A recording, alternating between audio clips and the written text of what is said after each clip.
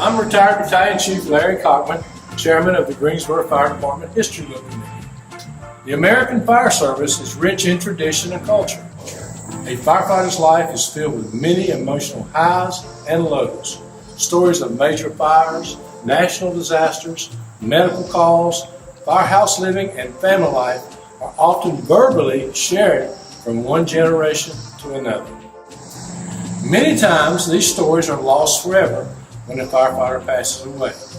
In an effort to preserve these stories, in 2019, the Greensboro Fire Department History Book Committee launched a new program of recording audio-video of our retirees' lives. These stories will be shared on our website, gfhbc.org. In 2020, we did not record because of the COVID-19 pandemic. Please listen as these firefighters share their life experiences with all of us. My name is Gary Evans. I'm 59 years old. I've served for 25 years, and my rank at retirement was fire equipment operator. Okay, when I joined the fire department, I was working for my cousin's electrical company doing industrial electrical work. And I had just got married in May. I came on in September 1st. And so I was just newly married, working as an electrician and just, you know, spending time with my wife, and she was going to school, and we were just kind of eking it out, you know.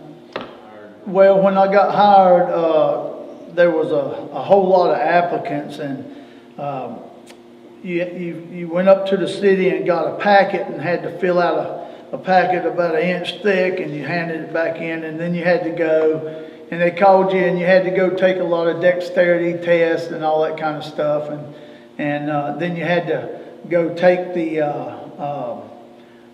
physical part of it, the physical test, to make sure you could do the physical part of it. And then, of course, you got your interview. And one funny thing about the interview, about a week or two before I got my interview, I went up to the old Lowe's Lumber and I wanted a toolbox. And I didn't have much money back then. They had a toolbox that had a little scratch on it. And one of our chiefs was there. And he was trying to buy a toolbox. Well, I didn't know he was a chief, and I busted up in there, and I told him, I said, I want to buy a toolbox. And it just happened to be one of our chiefs, and he was in my interview when they hired me. So, and he didn't forget it either. He brought that up in the interview. He said, do you remember me? My training class was 22 applicants, and we ended up with about 20 after the class was over. Yeah, my low time was, I was really very apt at everything I'd done, but I was not good at math. I hadn't gone much past algebra, and I hated math anyway, so hydraulics was especially difficult for me. And I had such a good grade average when I took my hydraulics test, I failed it. And I still could stay because my grade average was high enough that it got me through. But, you know, luckily I was good at everything else, and I really was terrible at hydraulics. So. Oh yeah, I can just about tell you everybody in my class, you know, they were like brothers to me, and you know, there was Lentz and Davenport, and, you know, just all the guys, and you know, we were going through the same thing together, and it was pretty tough, so we kind of bonded. I do have a funny story. Okay. Chief Cox was my main guy, and Chief Brooks was the other one, and we had gotten close to the end of our training, and we were the first ones to have the rope that wasn't manila hem, and the figure 8 descenders, and I loved coming out of the building and going all the way to the ground, and he had told me, he said, you got to stop doing that, Evans, you know, and so the last, you know, we was right at the end, and me and him got out, and he was going to slide rope with us, and we was both hanging out the window at the same time, and he looked at me and said, don't you do it, Evans. And I said, "Too late, Chief," and I hit the ground, pretty hard, and he got down there and kind of wore me out. But anyway, that was pretty funny because that was the only time I'd done what I wasn't supposed to, and he kind of let me get away with it. I don't know that I felt like I was doing something so special when I was in training, but it was one of the hardest things I'd ever done, getting through that training. Physically it was demanding. I enjoyed the physical part of it more than anything. And then it was mentally, demanding, studying all the time and taking tests all the time. But I did enjoy it. It was tough, but I enjoyed it. But it was a challenge. Oh yeah, I got to the station and I remember they had opened up Station 18 out at Guilford College, and I went out there right before Christmas. And when you first go out as a rookie, you're scared to death and everything. But I went out with several guys that were pretty hard pickers, and I loved the pick, so it kind of brought me up to speed pretty quick. And I fell in just like. I was still the rookie, but I enjoyed being there, yeah. Yeah, I remember going back and telling my wife, I went back after I'd worked about 3 or 4 shifts, and I told her, I said, "I cannot believe I get paid to do this," because I really enjoyed it. My first captain was Captain Wooten. Captain Wooten was my first captain, and he was a good captain.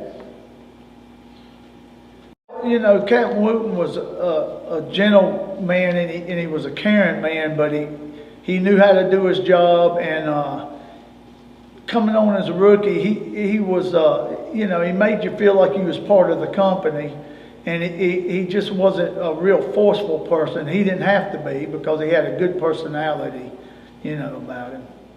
In training, they called me Witter. As in Black Witter, Spider. Well, we were talking about spiders one time, and I said something about a black witter, and it just never, they never let me shake. Well, on the line, I was called Big Love, because I was partial to greeting you with a big bear hug, and I was kind of, I just loved all my guys, they're like brothers to me.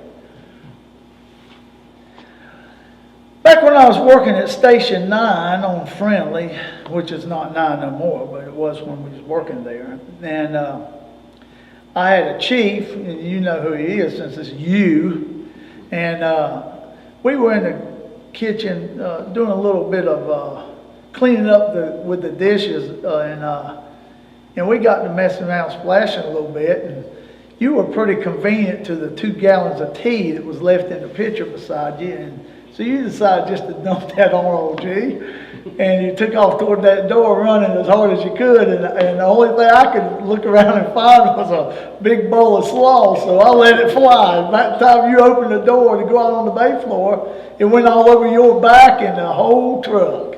And all them guys that were in there with us said, "We ain't cleaning that up." So me and you got to clean it up. Yeah, there was a lot of stories. Station 1 was kind of a tougher time for me, but it was a good time for me in a lot of ways too. And you were my chief there too. And there was a lot that went on at Station 1, but you used to make me drive you real regular. And I didn't want to drive, I didn't want to be on the chief, I wanted to be on the truck. And so one day you told me you was going to make me drive, and I said, "No, I wasn't going to drive." You said, "Yes, you are." You said, "Put your stuff on the car." So I put it on the car, and I told you, I said, "Look," I said, "you get a car." I said, "You better get your butt on the truck. I mean, on the car, in the car," because I said, "I'm leaving." And I laughed, and you laughed, and the first call that come out, I ran out there, and you took off running behind me, and I jumped in the car, and you jumped in the car and started laughing, and I looked at you, and I put it to the floor and spun tires out of the bay and left black marks, and we went on the call. We got back, you made me clean up the black marks. My crew cooked and ate together all the time. And the thing is, I think that I think that is one of the most important parts of firehouse life, because when you have a chance to sit around a table and eat and talk, you know, you talk about the things of the day, you talk about your families, and you know, you just spend a lot of time together, and that forms a bond that you don't get, you know, when you eat by yourself and you go to your cubicle, you know. So yeah, we ate together, and I'll tell you how close we were. And you know this like I do, if we were all eating and we had the big red tumblers, and if somebody knocked over their tea, then everybody knocked over their tea, so everybody would be the same. You know, and I always thought that was pretty cool. When you tell somebody off the street about that, and they think you're crazy, but to us, it was because we stuck together, you know. I like chicken casserole, and I always like the Saturday hot dogs, you know, firehouse meals, and with the pintos, and I like the hot dogs, and you know, it was just the normal meals, you know. Some guys were stuck. Every Saturday that you worked, they wanted pinto beans and slaw and all that, and other guys, they wanted their hot dogs when they wanted their hot dogs. So. No, I think the chicken casserole was probably my best tasting meal. You know, when you're in a dormitory and you're all sitting there and having a good time together and talking and watching television, you know, there may be a little argument here and there because they're like brothers, but you just spend time. The more time you spend together with the guys, the closer you get. And I think when you separate yourself by going to these cubicles, I just don't think you form the relationships and the bonds that you usually do. Now, that being said, another story, you know, everybody didn't get along every time, and we had two guys at Station 9, and one of them was Jimmy Williams, and the other one was Sam Angel, and Jimmy liked to stay up late at night and read the Enquirer, and he would keep his light on till 2 or 3 o'clock in the morning, you know, and so Sam told him one night over there, he said, why don't you turn off that light? He said, turn that light off. And it pissed old Jimmy off, you know. But he turned off the light, and they grumbled and fussed a little bit. Well, the next shift come, and we were all in the bedroom, and Sam always would get up on the side of the bed, smoke a cigarette at night, turn on his light, smoke a cigarette. And I heard old Jimmy, he turned on that light. Jimmy was just waiting because he turned his light off so he could get him. He said, hey, why don't you turn off that dang light?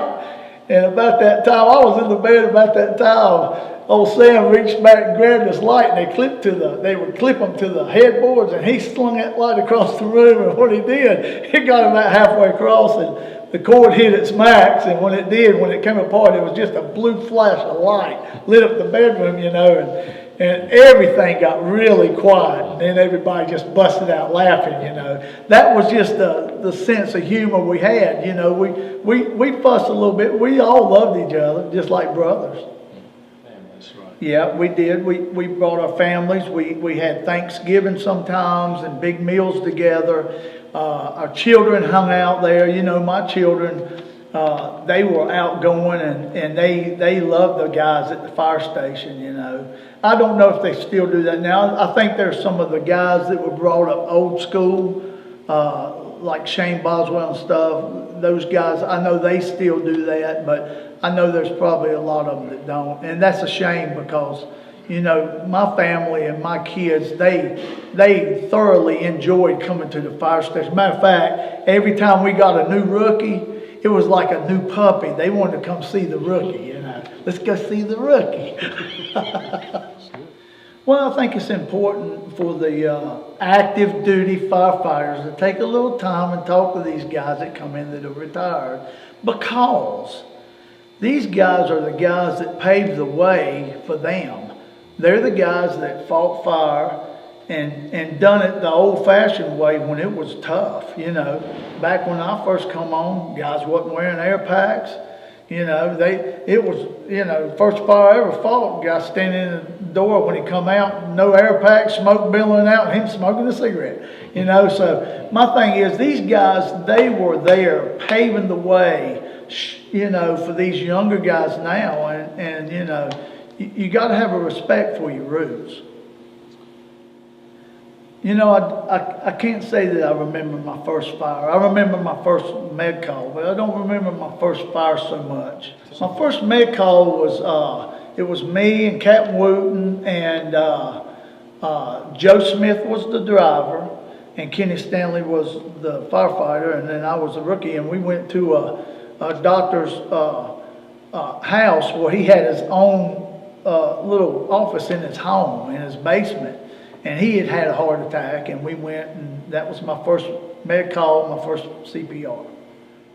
Back in the day, we had separate squads, and but by training everybody on the fire department and letting the engines ride these calls in the truck companies, it just took the response time down dramatically. And as most people know, time saves lives when it comes to heart attacks and strokes. So, yeah, I think it was beneficial. I wasn't a great fan of it, but, you don't have to like it. You just got to do it, So, yeah, I think it was a good choice to make. The big fire that stands out in my mind is Davie Street. I went on Davie Street, and Captain Oakley was my captain, and I'll never forget. I hadn't been on long, and I was out catfishing, and I was off duty. I just got off duty that morning. I was out catfishing, and I come in, and it was pretty late at night, and the phone rang, and Captain Oakley was on the other end. He said, "Hey," he said, "got a big fire in Greensboro." He said, "You need to get in your truck and come on down to the fire station. We're going to drive my car into town." And the first things that come out of my mouth, I just sat down, took a shower, and sat down on the bed, and this was like at wee hours of the morning, and I said, "Why are you messing with me at home? I'm not at the fire station today." I said, and I started laughing, and he said, "No, I'm serious." So anyway, I took off and got in my Jeep, and I lived out in Summerfield, and when I turned on Lake Brent to go into town, I could see the glow, so I knew it was big, and that was the biggest fire that I'd ever been on, and it was pretty memorable because hadn't been on long, and we was walking up the street with our gear after he parked his car, and he told me, he said, "Where you want to be, Ruck?" And I said, "I want to be up there," and I pointed at the top of the ladder. Well, they stuck me at the top of that ladder, and he went over there and he said, let him stay up there as long as he wants to. Well, I went up there. I didn't know what I was asking for, so when I got up there to give me a walkie-talkie, and I climbed up and switched with the guy, and I stayed up there for hours and hours, and finally somebody called me and walked on and said, "Rook," said, "you want something to eat?" And I said, "Yeah." And they said, "Okay, just hold off for a little bit." Well, they had opened up the Burger King and cooked a bunch of cheeseburgers for us. And so I thought, well, I'm going to get down, so I'm not going to say nothing to look like a sissy. I'm going to stay up here till they calm me down. Well, this guy comes climbing up the ladder. I don't even remember who it was. And I was up there, and I thought, boy, I'm going to get down, because my feet was killing me. I had them new boots on. And that rascal come up there, and he said, "Hey, Rook," he said, "you hungry?" I said, "Boy, yeah." I said, "You coming by?" And he said, "Oh, no." And he reached in his pocket and pulled out 2 cheeseburgers and gave them to me. He said, "Here you go." And I said, "You got something to drink?" He said, "You got 700 gallons a minute coming out of the nozzle right in front of you." And so I took my cheeseburgers, and I stayed up there about 3 more hours. And I thought I wasn't going to be able to walk when I got down, but, I got all I wanted. Well, when 9/11 happened, the 2 different ways that affected me is that I realized when they got the count for the bodies from the firefighters that went in that building, what shocked me more than anything was that they lost enough men on their fire department that would have been our whole fire department. So, that puts in your mind, all my friends that I work with, that I love, the guys are like brothers to me.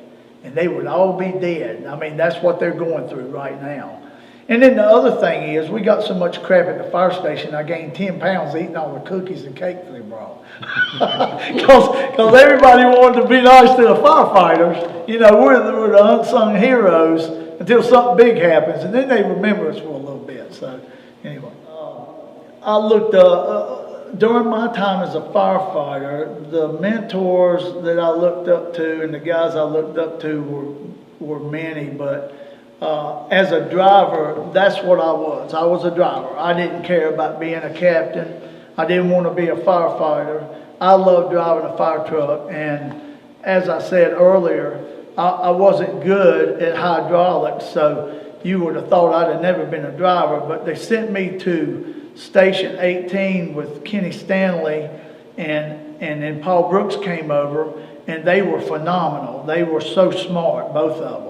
And they took me and set me down, and they said, you are going to be the best hydraulics worker in your class when you get back to that test. And they did that. They made me really good at it. So I was so thankful for them. They took good care of me.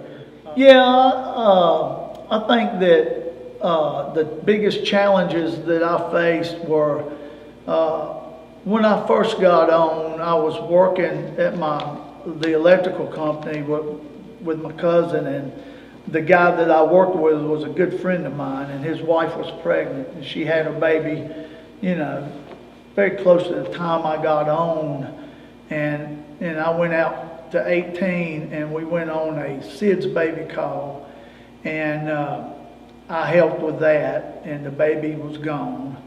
And when we got back, I didn't realize it until I was helping the captain fill out the reports.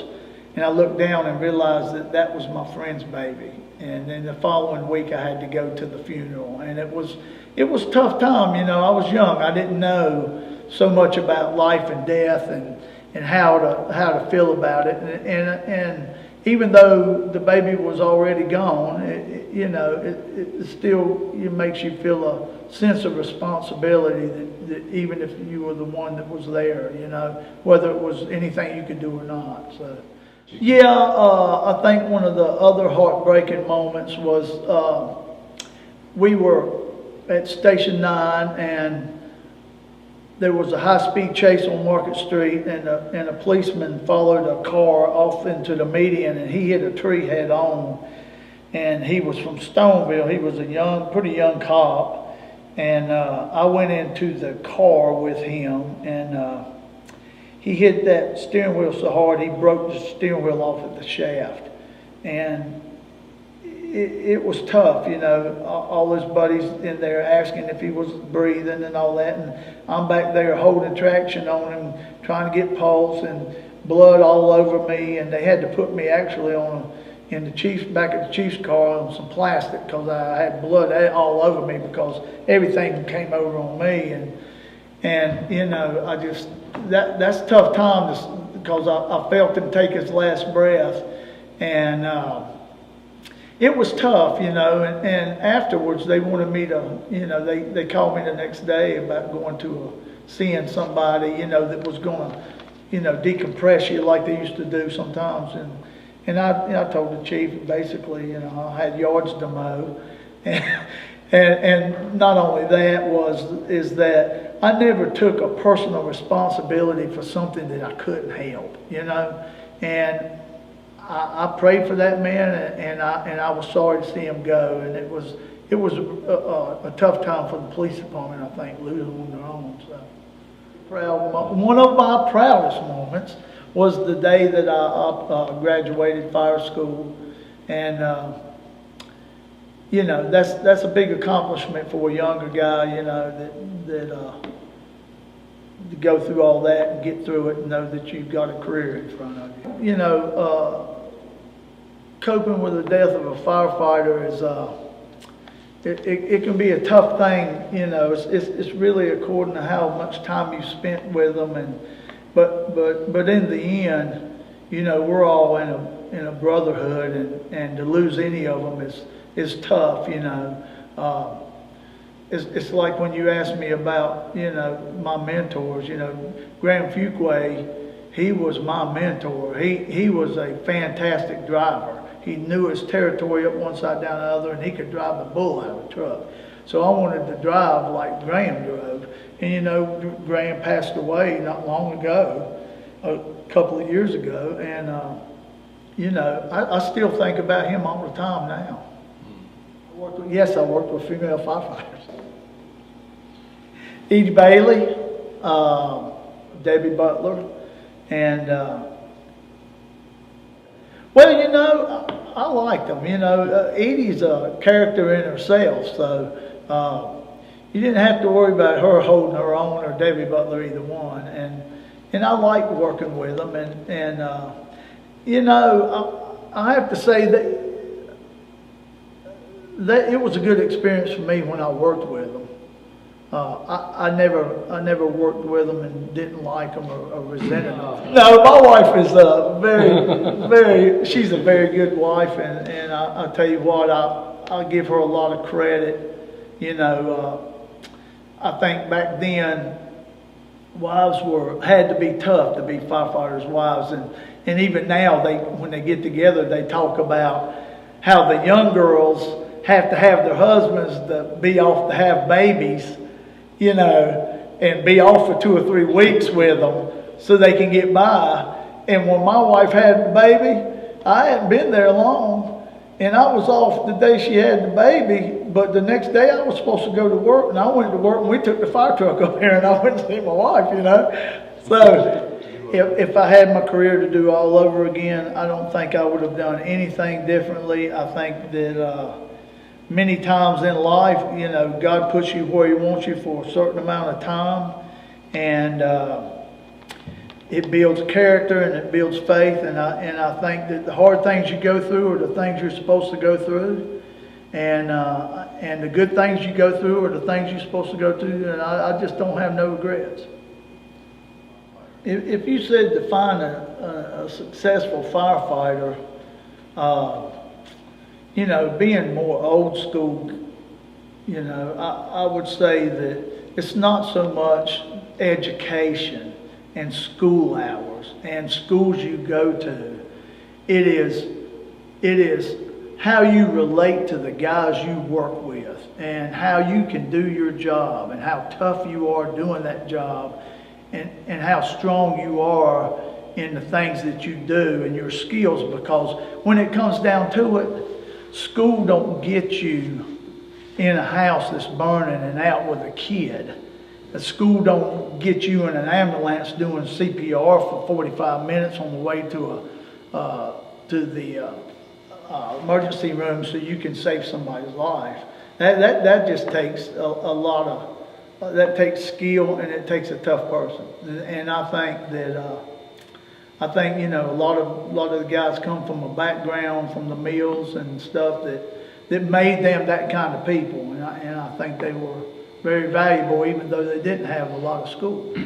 I do see value in education. If you, to me, if you want to be a chief and you want to be in the administrative area of the fire department, you can't do that without that skill. But in order to do what we do on the line, you can't do that without just having guts and just sheer determination a lot of times when you're fighting fires. And yeah, I think education has its place. I think it's got its role. I think it's just in 2 different areas. I think you've got that administrative aspect and you've got that firefighting aspect, and this firefighting aspect just don't take the schooling that's administrative, unless you get into things like hazmat and stuff like that, and then you got a specialty deal there. So the most important person that made a difference in my life while I was off the job is my wife, because you know, wives of firefighters, they go through a lot. You're not home at Christmas, you're not home at Thanksgiving, you're not home a lot of times when your crap breaks down and nobody's there to fix it, or when something happens and the power goes off and you're helping everybody else and your wife's sitting home trying to keep the house warm and the kids fed and the house, you know. So I think that was the biggest part of it, the time and the effort that they spent. doing the things they did so we could do our jobs. Faith was a big part of my life in the fire service because it's a big part of my life out of the fire service. You know, I'm a believer in Jesus Christ, and I believe that the Lord loves me and He's always took care of me. And you know, I never had fear when I got in bad situations on the fire department or anything. It just like I just didn't worry about that. That wasn't one of my big worries because I knew I had something greater. So yeah. My health has been a little bit rough since I left the fire department because I left the fire department because of my knee, and I had to have a total knee replacement, and then shortly thereafter I fell and broke my back and my neck in a few places. So yeah, it's tough sometimes, but I keep getting it, just like every other fireman I know. I'd like for the Greensboro Fire Department to remember that I was a part of it, and that I love that my loyalty was with the fire department, and that I'm thankful for being able to have a job doing something that I love, and with guys that I enjoy being with to this day. So I like for them just to know that I'm appreciative of everything that I was given and that I earned on the fire department. I just, you know, I want my family to know that I was a good father, a good husband, and that I took my kids to church and taught them about the Lord, and that I love them all, you know. I think that's the legacy every man should want to leave behind. I miss most about the Greensboro Fire Department driving the truck. I love driving the truck. Everybody knows that I drove pretty hard, and that's the way I was, but never put a scratch on one. So thank you, Jesus. You know, my family and the guys I worked on in the fire department with, you know, when I'm gone and they look back, I want them to know that I was honored and I was blessed to have them all. The advice I'd give the rookie class would be, you know, if you're looking for money and you got an education, go get you a job where you can make some money with your education. If you're looking for honor, if you're looking for a respectable, honorable job and you want to help people, then devote your life to the fire department because you won't regret it when you get through. In closing, the Greensboro Firefighters History Book Committee hopes you have gained a greater insight into the dangers, the challenges, and emotional events that have influenced and shaped the American firefighter.